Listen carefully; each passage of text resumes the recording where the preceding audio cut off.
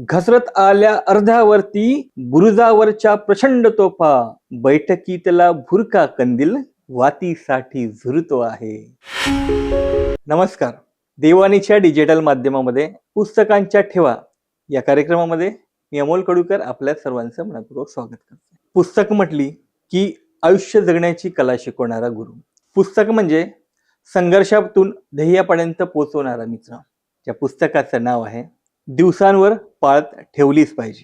शीर्षकामध्येच खूप अर्थ दडलेला आहे आणि हे पुस्तक लिहिलेलं आहे माझे गुरु श्री रमेश पांडुरंग घोडे, कळंब, जिल्हा यवतमाळ इथनं यांनी पुस्तक लिहिलेलं आहे आणि अतिशय सुंदर पुस्तक लिहिलेलं आहे. यांच्या बऱ्याच कविता चर्चित आहेत. रमेश पांडुरंगजी घोडे हे अतिशय प्रसिद्ध लेखक, साहित्यिक, कवी म्हणून यांना संपूर्ण महाराष्ट्रभर ओळखत असतात. आज यांच्या एका पुस्तकांबद्दल आपण चर्चा करणार आहोत. दिवसांवर पाळत ठेवलीच पाहिजे. हा एक कविता संग्रह आहे आणि या कविता संग्रहातली एक कविता आपण इथे वाचणार आहोत. या कवितेचं शीर्षक आहे रणगाडा. रणगाडा ह्या शीर्षकातच अतिशय उत्तम अर्थ दडलेला आहे. पण आपण कवितेकडे वळूया. हा रणगाडा हाकतो आहे. अतिशय सुंदर लिहितात सर. हा रणगाडा हाकतो आहे, पायी जोडा वाजतो आहे. हा रणगाडा हाकतो आहे, पायी जोडा वाजतो आहे.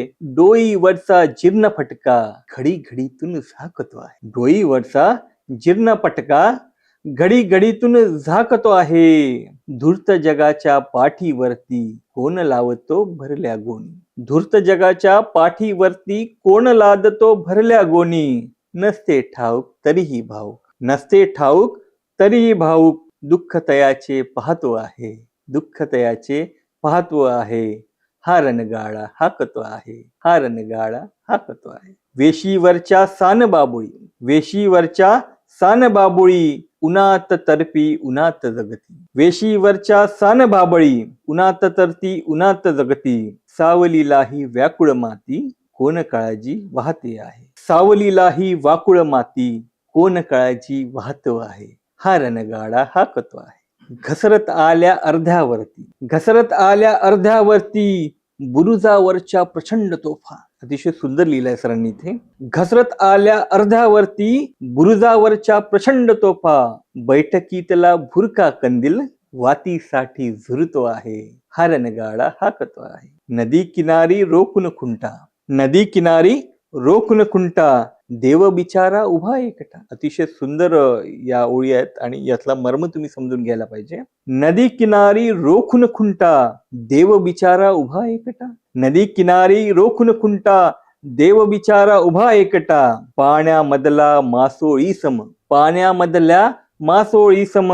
मंदिरात तळमळतो आहे, मंदिरात तळमळतो आहे. देवाची तळमळ मांडणारी ही कविता श्री रमेश घोडे सरांनी अतिशय सुंदर लिहिलेले आहे आणि अशाच बऱ्याच कविता या पुस्तकामध्ये आहे. ज्या पुस्तकाचं नाव आहे दिवसांवर पाळत ठेवलीच पाहिजे. अतिशय सुंदर लिहिलेल्या हे कविता आहेत. तुम्ही जर एखादं पुस्तक लिहिलेलं असेल किंवा एक साहित्य लिहिलेलं असेल आणि ते साहित्य, त्या कविता तुम्हाला प्रेक्षकांपर्यंत पोहोचवायचं असेल तर तुम्हीही तुमचं पुस्तक आम्हाला पाठवा. आम्ही तुमच्या पुस्तकाचं, साहित्याचं वाचन करू आणि तुमच्या साहित्याला प्रेक्षकांपर्यंत पोहोचवण्याचं काम करू. तर चला मित्रांनो, अशाच वेगवेगळ्या कवितांसाठी बघत राहा ठेवा पुस्तकांचा. मी अमोल कडूकर परत येईल देवानीच्या डिजिटल माध्यमामध्ये.